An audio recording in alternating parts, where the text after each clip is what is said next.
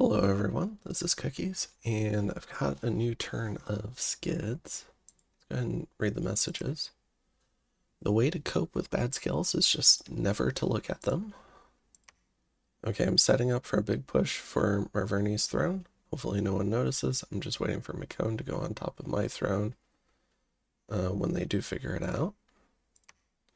I forgot to empower ring casters last turn. I will start with 4 of them and see if I can sustain them. I'll probably also put up the Bloodslave Global first. It depends on if my storm succeeds this turn. Alright, let's go ahead and dive in. I think this turn will be pretty short. So, oh. We have a fires from afar. It killed more than I thought it would.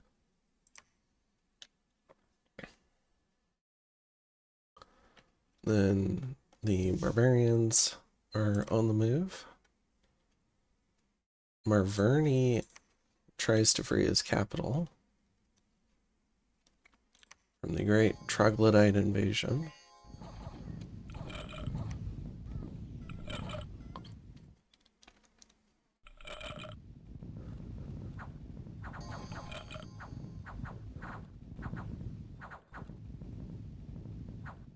And they've gotten HP routed. Feels bad. In the Barren Mountains, we've got the Earth Gnome Thug.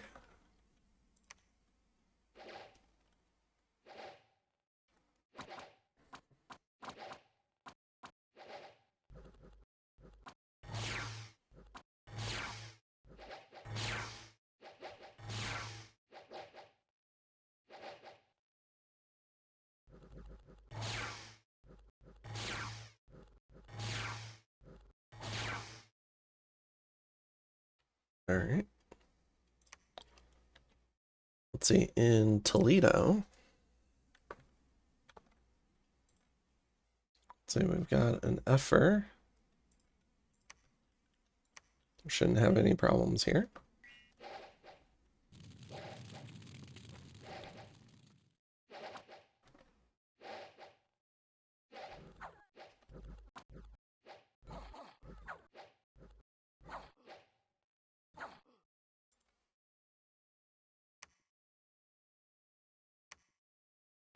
In Midland,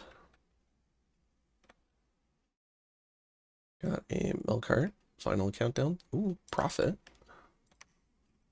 Casually raiding.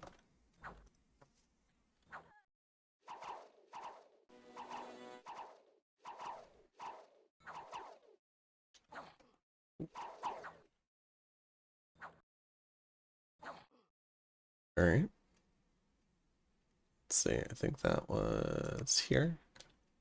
All right, and then we have kind of like a bump in Midland. All right, they're gonna kill that guy. And then Hinnom moves in with a bird. And then World's Teeth. Oh, but the Pretender's here. And he's got gems. Let's see how it goes.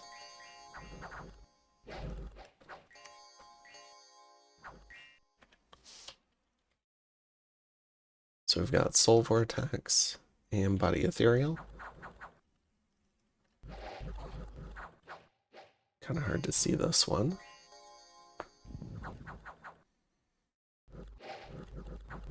The Griffins are actually helping protect it from the Sacreds, because the Sacreds hit a lot harder.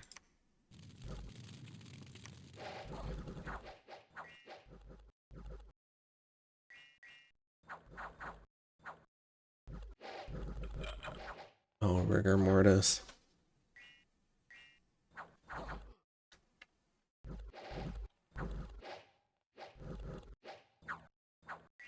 Still trying to get through the gate here.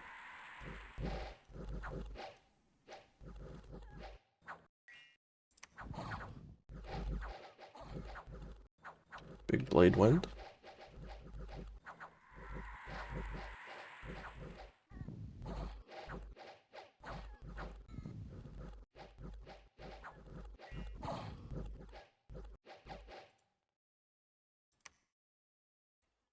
Draining weapons, which is pretty neat because regen doesn't work on inanimate. And this guy's inanimate, so found a way to get regen on him. Or a form of regen.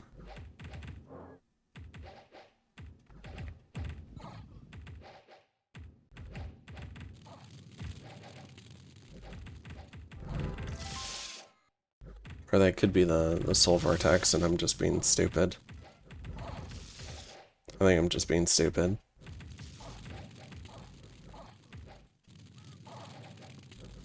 Oh my.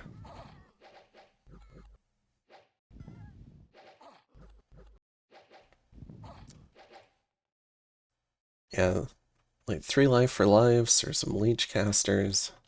Gotta get some mages in there.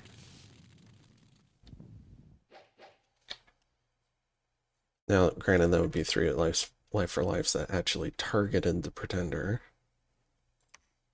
Okay. So that's minus 20 griffins, minus 41 jaguars, minus 23 sun guides. I mean, this attrition hurts. Hinnom is being completely obstinate, which I love.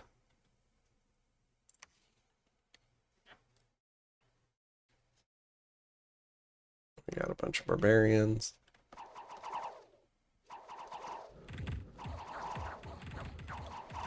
And so what I think this means is our strategic picture is pretty much the same as last turn. Oh, I forgot to show that. So nothing's happened underground. Alright, so Mekone's moved out from Winden. Probably gonna take a fight in Wolfen Plain, which makes sense. A bunch of cavemen. I feel like you don't hire a caveman unless you plan to use them right away. That's wild to me. They're so expensive. Alright. I mean, we'll have to see who he plans to fight next.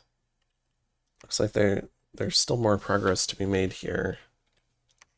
Taking Spire Woods for So no need to start a new war just yet. And then Xibalba's gonna have to figure out what they're doing with World's Teeth. What I think they should do is they should storm both at the same time, because the Pretender can only be in one. And then figure out what they're gonna do after that. But yeah, that seems like a big struggle.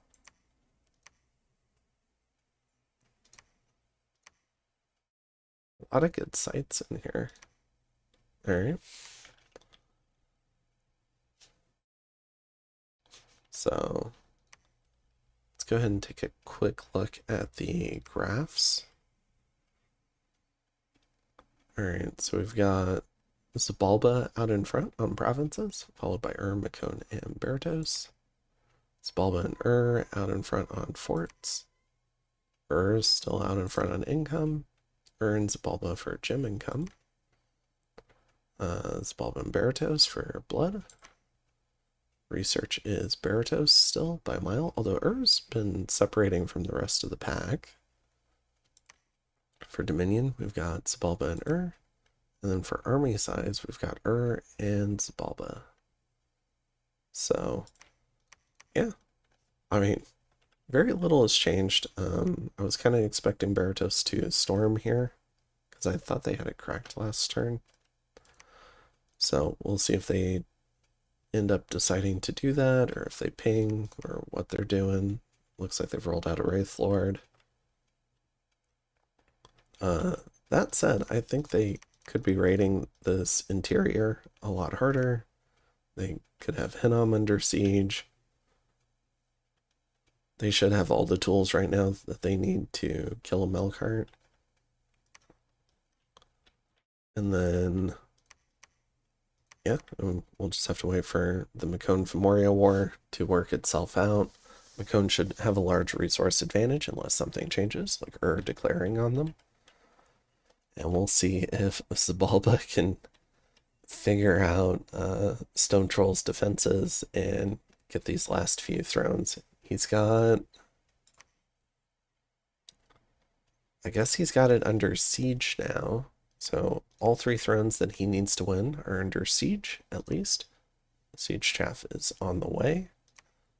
Finally, some Ocelotls have shown up, so they can potentially come in and siege down the throne. And if he can figure out how to get these last couple of Melkarts and the Pretender, then he should be able to win the game.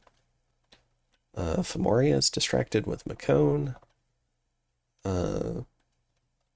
Berytos doesn't seem super active. I mean, they've been raiding Hinnom, but I'm not sure if they've put together that Xibalba's the threat now, or I'm not sure if the lobby has done that. And then we'll have to see if, maybe realizes what's going on. I think a major issue potentially is Berytos and don't have the scouting to realize that Xibalba's maybe about to win the game. And Hinnom might not necessarily be telling them, because Hinnom knows. So if Hinnom wants to create a coalition on Xibalba and try to claw back the position, he would have to tell other people, and then they would have to react.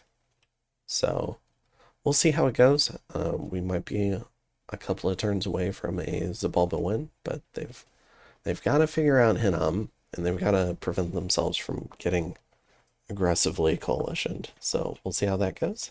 I will see you guys in the next one. Have a good one. Bye.